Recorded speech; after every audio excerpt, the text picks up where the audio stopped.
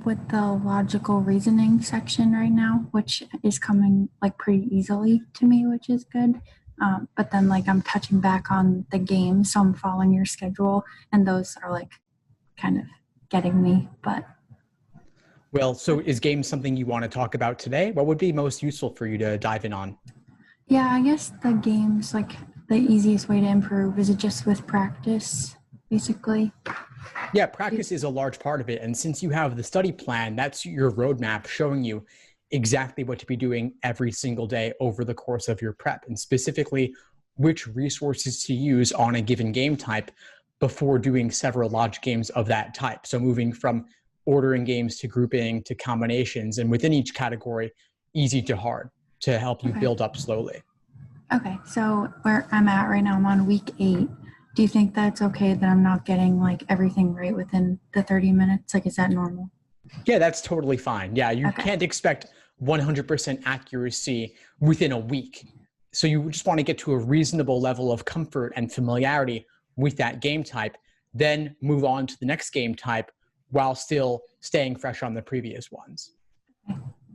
Yeah, I think it's like if I don't have the time, I get everything right, but like the timer just is so, it ruins everything. Of course, yeah, for sure. And so I would suggest for that reason, focus on accuracy first before introducing the pacing and the timing. So you'll see in the schedule, I'll tell you to do everything untimed first, and to give yourself a chance to really learn and dissect the problems, and then introduce the timing. And if 35 minutes is too tight for you, then you might want to do 45 minutes or 40 minutes, and then gradually reduce it, maybe even 1 minute at a time.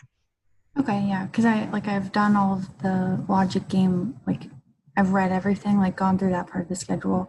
I'm just like going back doing the like practice ones. So I'll just maybe expand the time that I give myself. But yeah. it's going good. I like the logical reasoning a lot. I feel lucky because like that's just coming really easily. So good, that's great because it's half the exam. That's awesome. Yeah. But yeah, do you have any like, I don't know, I want to hear your advice about like, so you improved your score from a 143 to a 170, you said, with like 152 to 175. Oh, 152. Okay, so from following the schedule that you give everyone. Well, I actually did things the wrong way back when I was studying. I didn't have these schedules back then, but these are the result of what I learned along the way. And so personally, I was just doing exam after exam, measuring my results, being happy or sad about them, and then moving on. But that was a big waste of time and burning through valuable practice material. So the study schedule is basically the distillation of what I wish I had done and what I wish I had available to me back at that time, which basically involves building the foundation first, then introducing pacing, then bringing in endurance. Okay. So I'm studying for like 25 hours a week. Do you think that's good? And then for like 3.5 months, like total. 25 hours a week is perfectly reasonable. Okay. And if you need to retake, you can. I mean, April is, you still have available to you June, July, August, so plenty of chances to retake if you want to, and then still apply at the very beginning of the cycle. Yeah, that's the plan. I don't want to have to take it twice, but because the studying is terrible, but but probably will end up taking it twice. Have you met anyone who's done like really, really well on their first time taking it? Yeah, it happens all the time, but retaking is also more common than ever before. And because law schools don't average multiple scores and only take the highest, there is incentive for you to retake if you think you could do at all better.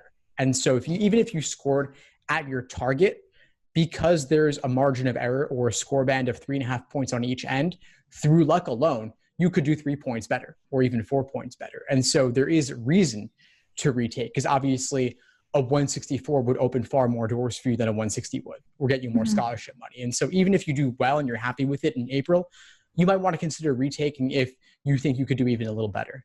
Okay. I don't have any like specific questions. Yeah, it's basically just the logic games that I'm not doing good at. But how many games have you done? I've done like at least 22 like tests of games, because I've done like 2 whole like 52 through like the 10 prep test things. I've done all logic games in 2 of those, and then like a couple in another one. So Okay, good. So you've done a good number of them, but of course there are still many more available to you. And so you might want to get some of the older books of games, or of course work through the newer games as well as test day approaches. And if you are thrown off by any of those weird curveball games, you might even want to look at some of the oldest games that are a little bit different, a little bit strange, just to practice putting yourself in that kind of uncomfortable situation. okay. Yeah, it's so crazy how they vary, like from difficulty. Like I did the September 2018 one last week, and I was like, what the I feel so bad for people who took that test. That one was terrible. But yeah, so it's kind of fun doing them. Like I like getting the new packets of tests. It's like exciting.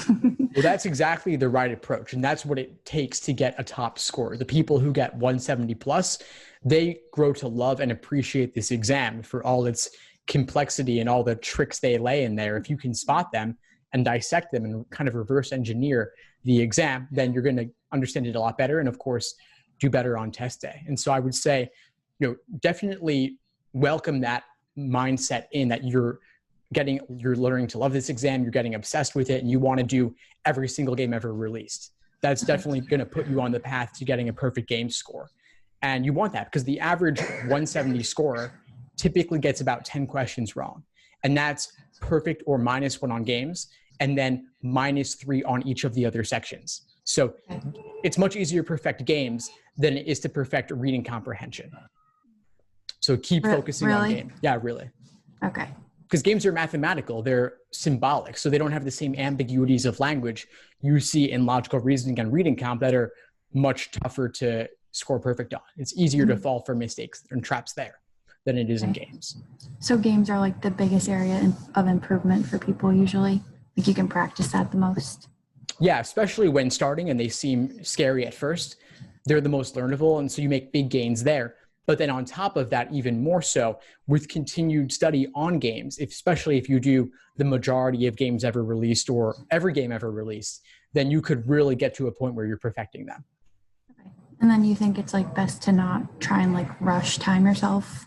Like even though I'm at like 8 weeks already, you don't think like you think I should focus more on like accuracy? Well, it's like you want to do both. I mean, so at a certain point, once you've gained a basic familiarity with the foundation of the exam, the different sections and question types, then you introduce timed sections, then you introduce full-length exams.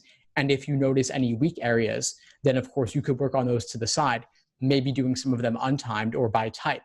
But yes, as it gets closer, of course, you do want to introduce timing. And so like I said, you could go from 45 minutes or 40 minutes, gradually reducing to 35. At least a little bit of that. I've never thought of that. That's a good idea. Yeah, because I can get like 3 done, and usually I get them like mostly all right, but then like I have like 3 minutes left for the 4th one. So, and then you suggest like when you're taking the test to hop around, kind of. I read like see which ones like are the easiest and do those first.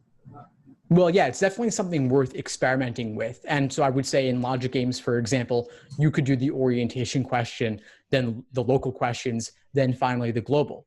That's one approach you could take. In reading comp, you could do the main idea and primary purpose questions first, then the detail questions, then finally the more inferential questions that require a bit of reading between the lines. So it's something to play around with and see if that helps you build your understanding as you go. Some folks like to simply do things in the order given, but there is a certain value to building on your previous work. Okay. So do you have any like advice? I don't know. I should have had more questions to ask you. I didn't really know what this like interview thing was. Oh, totally fine. It's about whatever questions come up for you, whatever would be most useful for you. And I guess the biggest thing I would leave you with now is as test day is approaching for you in the final month or two, I want you to be thinking about doing full-length timed exams and introducing those and also making them as realistic as possible. So aiming to properly simulate test day conditions. So for the digital LSAT, doing some practice tests on a tablet, and then also strictly timing yourself. No pausing the clock or taking breaks or anything like that, and simulating as fully as possible. So taking practice tests at the same time you'll be taking them on test day and waking up at the same time and maybe eating the same breakfast and the same snack and drinking coffee or not drinking coffee or the same outfit, your lucky LSAT t-shirt, whatever you want to do. Like keep all of that as regimented as possible so that you do several run-throughs like that. And then test day is like just another practice test. Okay. That's a good idea.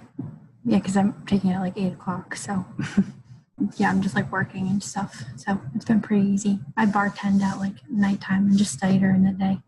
It's ideal. I can't imagine doing this during college. Did you study during your undergrad? I did. Yeah. That seems terrible. Yeah, it's a lot, but I mean, there's pros and cons, right? You're in the academic mindset, perhaps. But yeah, I mean, you are where you are and you found a library to study in, so that's good. Yeah. I literally like moved to a different state to like be by myself. Oh, no kidding. Yeah. But yeah, so. Better chance to focus. Awesome. All right. Well, it was great connecting with you, Abigail. Before we sign off, what would you say is the biggest insight you got from our call today? I think that it was like kind of helpful to know that the time that I've dedicated is like fine. And that also by 8 weeks, it's okay to not be like perfect at logic games. That's just what I've been stressing out about. So it was reassuring. Awesome. Glad I was able to help. Well, please keep in touch and let me know if you need anything at all as you move forward. Okay. And thanks so much for like posting all of the logic game videos. Those are super helpful. Oh, of course. I'm glad you're finding them helpful. That's the best. Well, thank you. It was nice to meet you. You too. Take care. Thanks for tuning into the show. Please subscribe if you haven't done so already to be notified of new episodes as I release them. And feel free to reach out if you need anything at all as you move forward with your prep. I'm happy to help however I can. In the meantime, I'll wish you all the best and take care.